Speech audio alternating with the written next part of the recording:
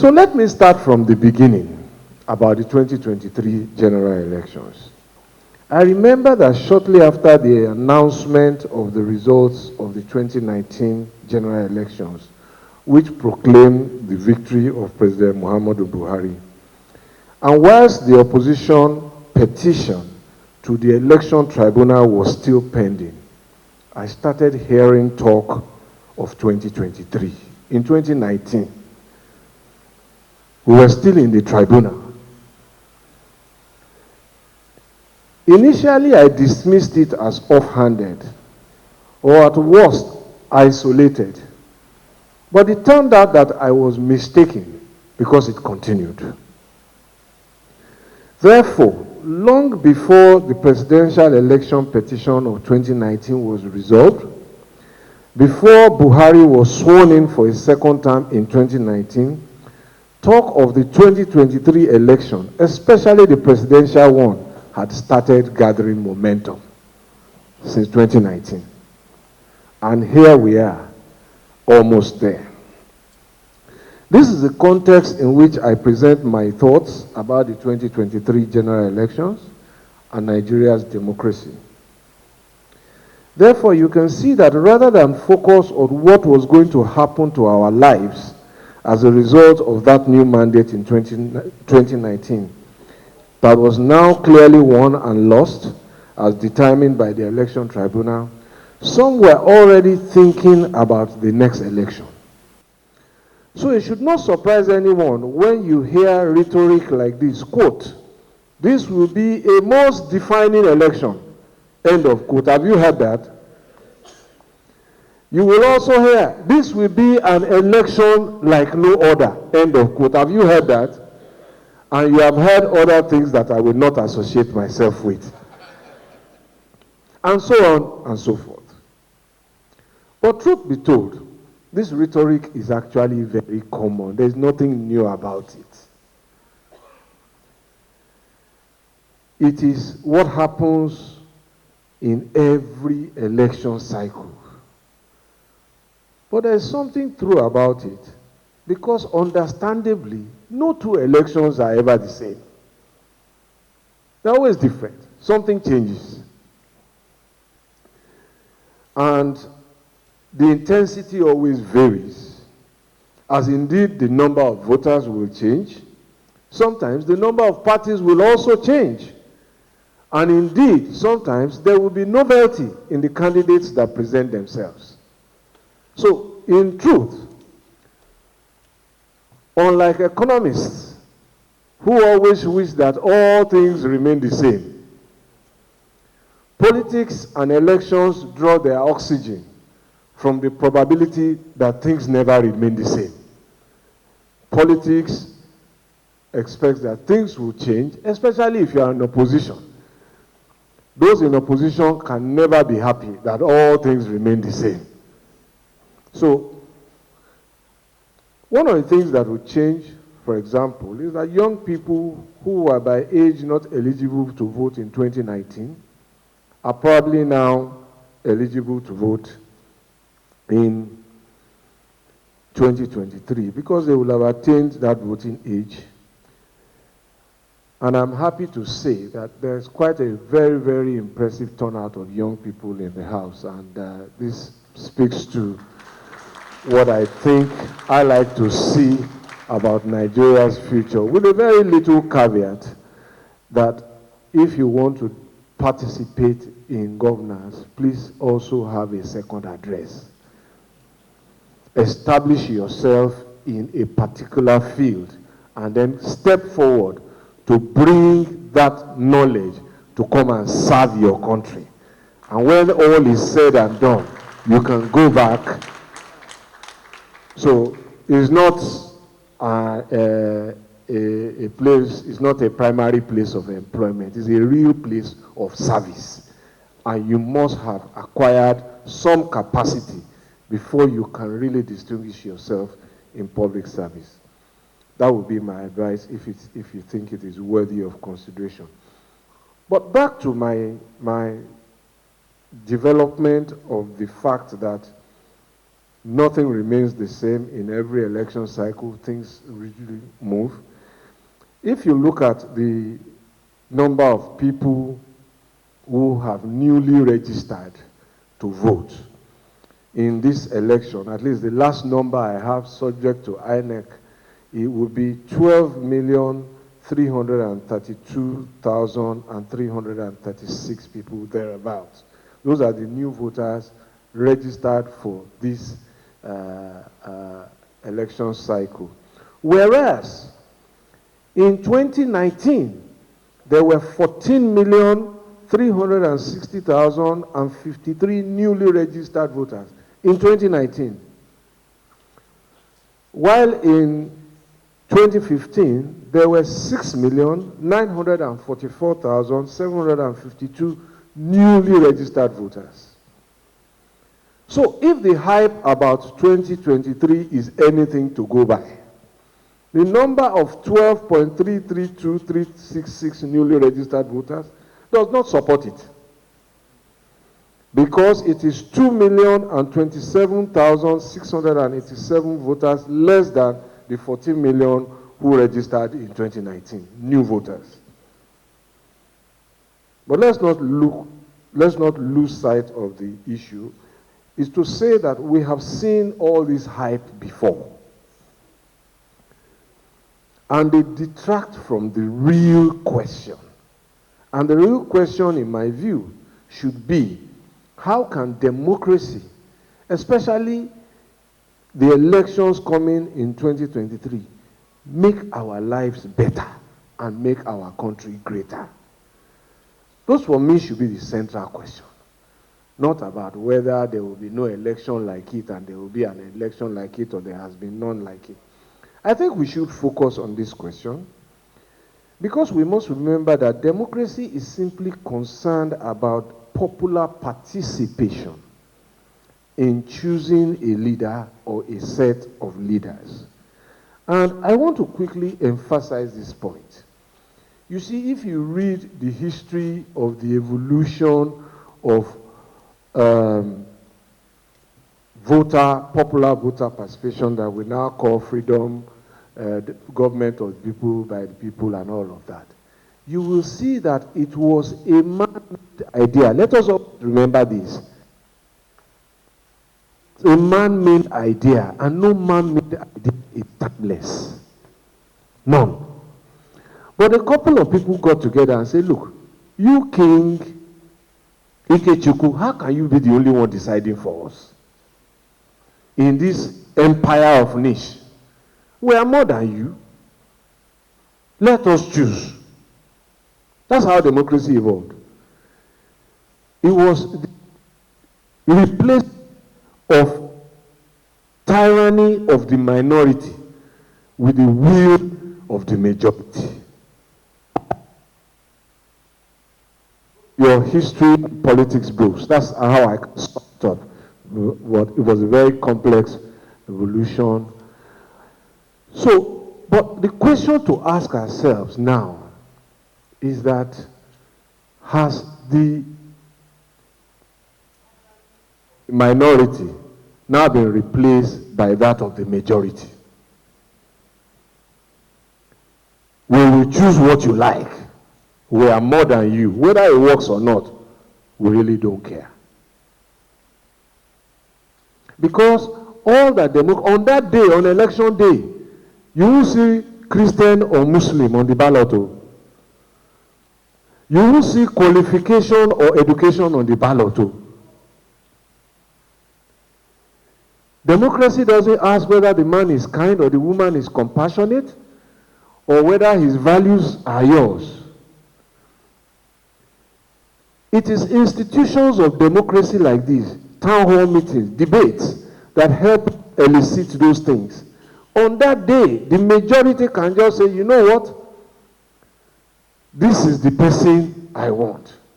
And we saw across the Atlantic recently, at least I can say that without partisan, where a candidate was saying, look, I can do anything to women, I can shoot anybody on the streets.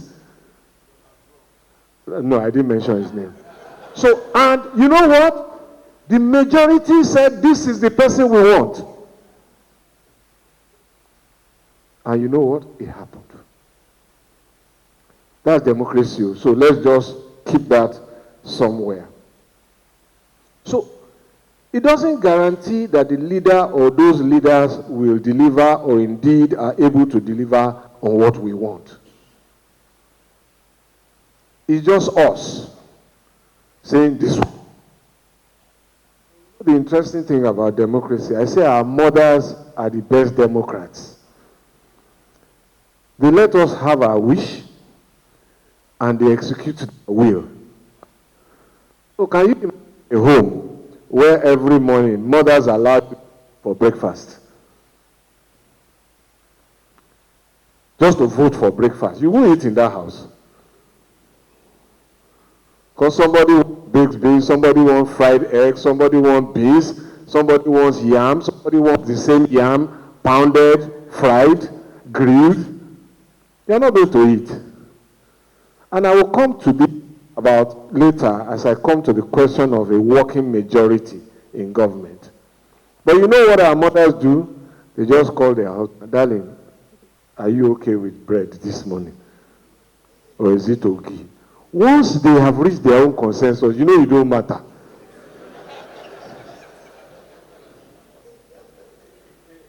But that's another debate for another day about what kind of democracy gives best results.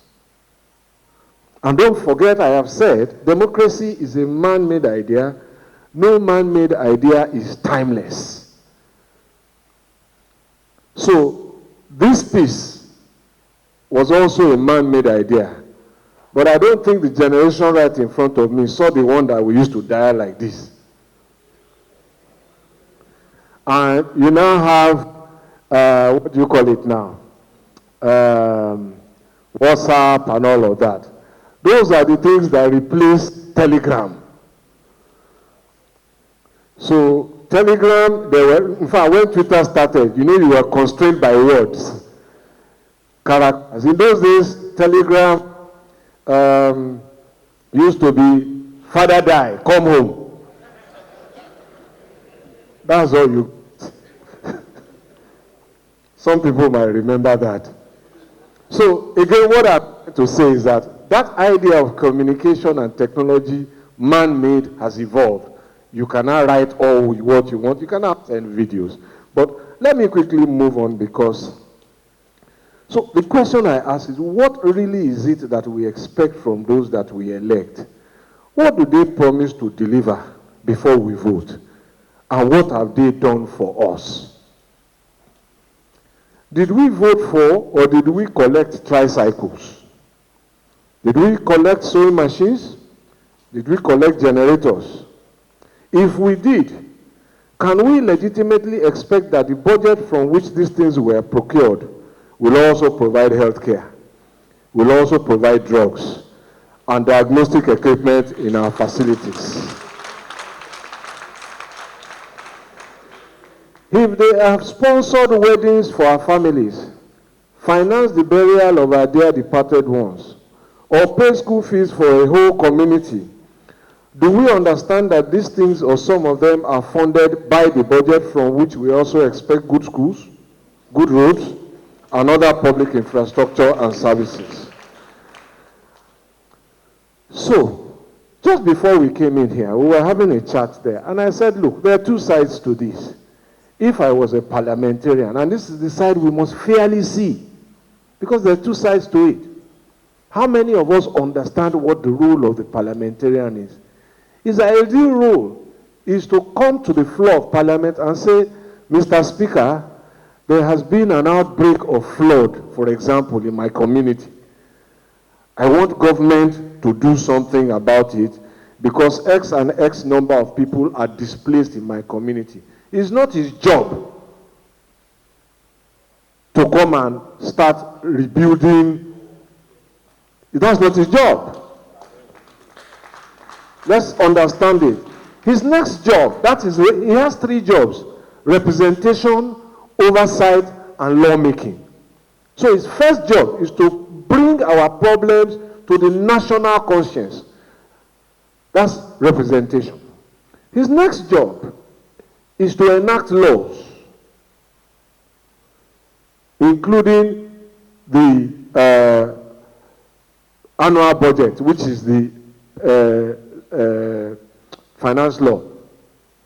Thereafter, his job is to oversight the executive who implements the budget to ensure that there is no waste, there is value for money, and that there is delivery. But who will vote for a legislator who comes to say, I raise X number of urgent matters concerning X community before Parliament. I passed so many laws, and I did so many oversight. Do we vote for them? Hello? We vote for bicycle. So those are the things that must change. It's a two-way street. If that's what we invest in it, that look, that law that you are saying, come and put tricycle here. If that is what it is, then that is what it will deliver. So I will leave that very quickly. So I now said, how many of us who vote truly understand how the process works? Do we really understand why we have a senator, a state house of assembly member in parliament? Do we understand it? So those are the questions that I think we should have. How many of our electorate understand what the actual constitutional rules of our legislators, our local government chairmen, governors, and presidents are? I was speaking to a couple of people recently, and I was telling them to look in the 4th schedule of the Constitution. How many here have read in the Nigerian Constitution? Just raise your hand, if you please. So you see, it's a very, very small number. But that is where the role of every government, local, state, and federal, is set out clearly. Because sometimes we are asking the wrong government to do the thing that is not his responsibility. So please, it looks big, but I will ask you, just go to the end first. You will see the schedule, 1st, 2nd, 3rd, and 4th schedules, where the exclusive list, the responsibility of the federal government, the concurrent list, which is a shared responsibility, and I'll come to it, and the 4th schedule, which is the responsibility of the local governments, are set out. So these questions may look ordinary, these questions I am posing, but my experience is government suggests that they are not. As I say here, I've been surprised about how unfamiliar some of us are with the Constitution and our responsibilities as well. Although I concede that we are fairly well acquainted when it comes to our rights. We all know our rights, don't we? How many have read Section 24 of the Constitution? Do you know that we have duties? Yeah? What are those duties? Thank you. No, it's not in there. Give me the other one right there. Help law enforcement. Protect the flag. No, it doesn't make voting compulsory in our country. It's in some other jurisdiction. If you don't vote, you are in trouble. But I think we should read Section 24. It has about 5 paragraphs, A to E. I don't have them off memory too. But we have duties as citizens, and we must perform those duties. So elections are only part of a democratic process. They require not only the successful party to play their role in formation and running of government, but it also requires the opposition to be not only the watchdog, but the government in waiting. It's not just to oppose. Are you ready to govern? You must be the government in waiting. And it is by this that you really enrich the process. I don't know how many of you were acquainted with late Chief Obafemi Awolowo in his time and in his life, and I don't know how many of you have read his books. Voice of Courage, Voice of Wisdom, Voice of Reason. If you haven't, go and look for them. They're very enriching books. He had an answer, always, even while he was in opposition. He had a different view. So it's not enough to come and say, oh, the budget is not good. With the same resources, what would you do? That's what opposition does. It's not, oh, yeah, we don't like the budget, there is deficit. Yes, there is deficit. What is the alternative to deficit? Oh, there is borrowing. What is the alternative to borrowing? Let's have that conversation. Which project should be stopped?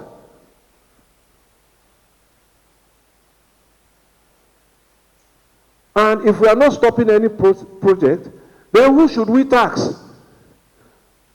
Because that is how funds are raised, debt and taxation. That's how funds are raised in the public space. So when some people come and start talking some things, I say, wait. That's home economics. It's different from public finance. Inside your home, when revenues drop, you can decide that, okay, you don't want a driver anymore. You start driving yourself. In the public space, you can't lay off people. You can't say you want to cut services, you want to cut police, you don't want to pack refuse, or you want to reduce the number of schools in operation. There's no latitude for that. You want to reduce the number of drugs in hospital. There's no latitude for that. There's no space for it. So as very, very challenging as our neighbors across the Atlantic, nearer home, who have just changed government 2 days ago, they are facing a reality. There is no money. Winter is coming. People are likely to freeze to death. And they are saying they are going to cap energy prices at so. And it's going to cost some money in the order of almost 100 billion pounds. That's the tough world of where we operate here. It's not home economics. So we need to have these very, very extensive conversations. I must concede, we hear criticisms. Criticisms for me are healthy. So let's have a debate about what government is not doing right. But I ask you, what is the credible alternative? Otherwise, the merry continues to go round, as they say. So, yes, I like all those generalizations too. Generalizations don't solve the problem. And when you watch all these talk shows on TV in the morning, and I'm guilty, I watch them, so you will find some of the people after, yeah, it's not working, this, what are you going to do about it? Then they start to waffle. It's a very, very rigorous, painstaking, diligent exercise to be undertaken only by those who are prepared. And we help it by asking the questions, okay, that's it, where is the money going to come from? Who's going to pay? How much is it going to cost?